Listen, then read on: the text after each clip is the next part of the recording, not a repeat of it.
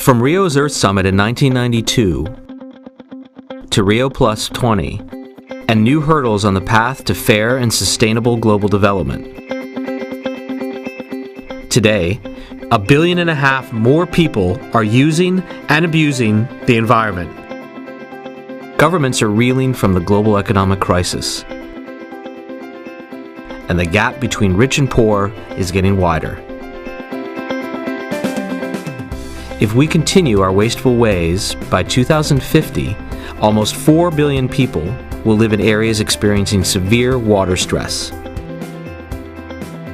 The world, largely China and India, will need 80% more energy, most of it based on fossil fuels.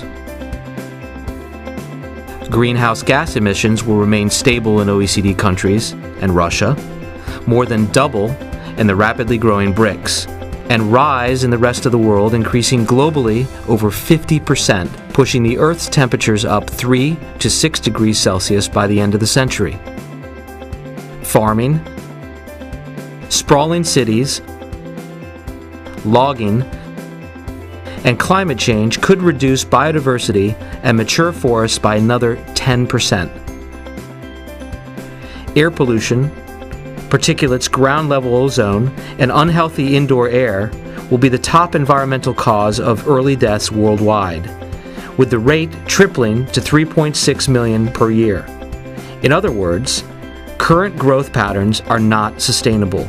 There's only one way forward: going green to boost global economic growth. The OECD has a range of tools to help, including indicators to measure progress, pricing natural resources, and making pollution more costly are key to solving economic, social, and environmental concerns. For governments, carbon taxes and auction permits could raise $250 billion per year by 2020. And removing subsidies to fossil fuel production and use would reduce emissions and free up funds to improve education and healthcare. Aid from donor countries, more than $5 billion every year for environmental protection, with technology transfer, trade, and investment, and more financial support can give all countries a fair chance to grow green. For private businesses, green investments can improve the balance sheets and the environment. At Rio Plus 20, governments must make good on their promise of greener, more sustainable, equitable growth. We want an economy, we want a society, we want an environment which will make sure that the future generations will have this planet to enjoy. A very warm welcome to everyone, and I hope you are doing absolutely fine. We want to thank each one of you for supporting us in our previous 2 videos. Now we have come up with the feasible solutions. In the previous videos, we have discussed about the problem statement and the ideation of the problem. So the first solution of the reducing poverty is education. Like a tree, poverty has many roots, but among the main causes of global poverty, one factor stands out: education. Not every person without an education is living in extreme poverty. But most of this living in extreme poverty do lack a basic education. Those living below the poverty line will also be more likely to keep their children out of school, which means that their children will also have a greater chance of living in poverty. Education is often referred to as great equalizer. It can open the door to jobs, resources, and skills that a family needs to not just survive but thrive. Access to high quality primary education. The impact of education on poverty. Education directly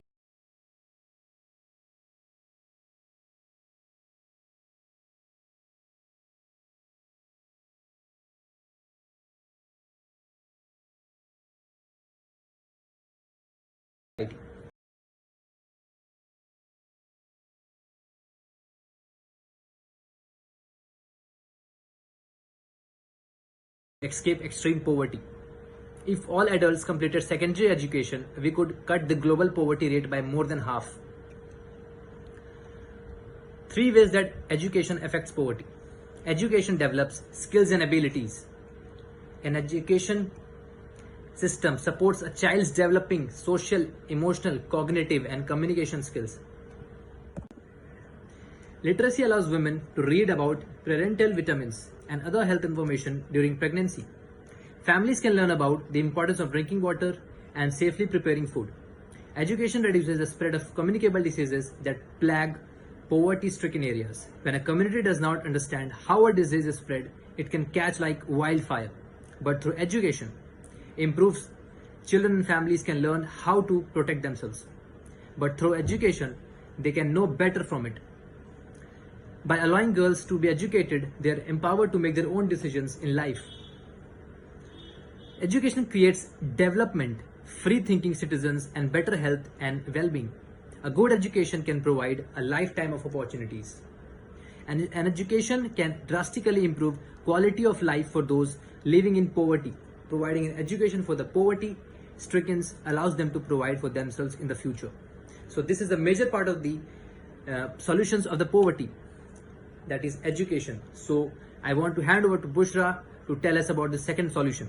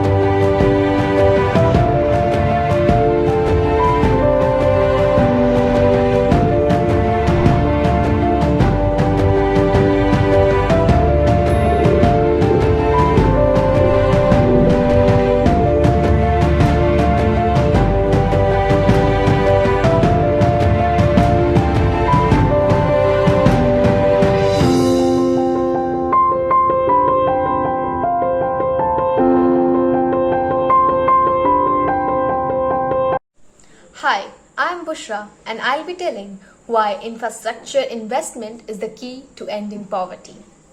15 years from now, how many of you will remember the day on which the United Nations General Assembly adopted the Sustainable Development Goals? Friday, September 25, 2015 may not be one of those days in which the general public will embark upon, but it is one of the milestones in the development history. The SDGs set a new goal and agenda that we at the World Bank Group will work upon our goals of ending poverty and boosting shared prosperity by 2030. The SDGs will also take a commitment to work on the poorest countries in all over the world. For example, providing safe and drinking water in the rural areas of Bangladesh, which is critical for the livelihood. The recent global financing reports states that long-term investment falls short of the requirement in the developing countries. A lack of infrastructure comes under enormous lack of economic and social cost. Infrastructure is the backbone of our country. It is used for generating jobs, improving the lives of the poor, and at the same time it also boosts the economic development of the country. Multilateral development banks are uniquely placed to assist the countries in closing the long-term financial gap. The Bank Group is working with countries to identify the weakness in macroeconomic and investment environment, and it can also act as an honest broker between the commercial interest and the policy maker. We can provide risk mitigation tools that guarantees risk insurance and blended finance that make this kind of investment attractive. This sort of innovative and long-term financing will enable the global community to achieve this. With this, I conclude. Thank you. My name is Ankita and I would like to discuss about the next solution, that is financial reforms to eradicate poverty. We need a new reset for our country. We did not perform at macro growth level. The savings are inefficiently used. The country needs 10% growth for 10 years. If we have to eliminate unemployment, we as the citizens of our country feel the need for abolishing income tax instead of lowering tax rates. Taxpayers are often frightened of the tax official, and once you abolish this system, we can start on a clean state where common people would save more without worrying about tax issues or the taxman. The problem with corporate sector is that demand is low. So demand can only come when they empower the people. The people here mean income tax, and that should have been abolished. Reducing corporate tax is of no use because they can only increase more supply.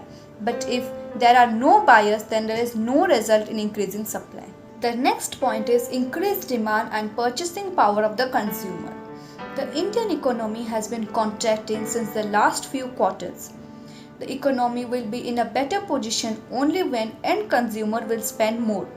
But right now consumers are spending money more rationally because millions have lost their job and million other are in a constant fear of losing their job at any time. It is important to increase the demand and increase the purchasing power of consumers at the same time by giving money directly to the people or individually by creating jobs, so that they can start spending money on things which are less essential. The next and the last point is government needs to provide skill-based education. Real economy resides in each family of the nation. That's why per capita income matters. Unemployment will destroy the backbone of the nation. That's why the government needs to create more job opportunities, especially according to your talent. The government needs to provide skill-based education and provide more internship and so on to help students achieve their dream. If a family is self-sufficient, then a nation's economy is self-reliant too. Then I would like to call Anushka, who will discuss about the next and the final solution.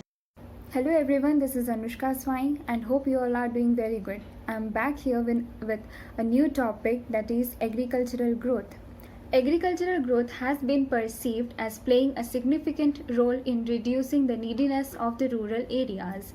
The experience of Punjab and Haryana in the last part of the 60s and in the 70s have affirmed in the backwardness of agricultural growth and neediness. The growth in rural areas has been pushed and strengthened by new innovation of high-yielding techniques, and that has reduced the neediness of the rural people.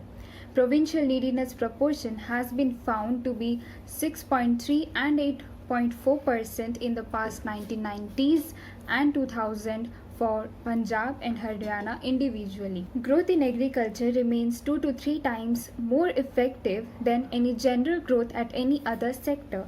This holds the irrespective of empirical method or the poverty metric used to measure this, and it is still ongoing as continued reported found by the literature so far.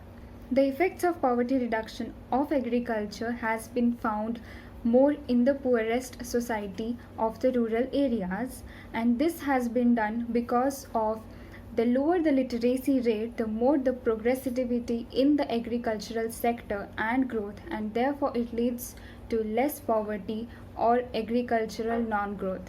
That's all. Thank you.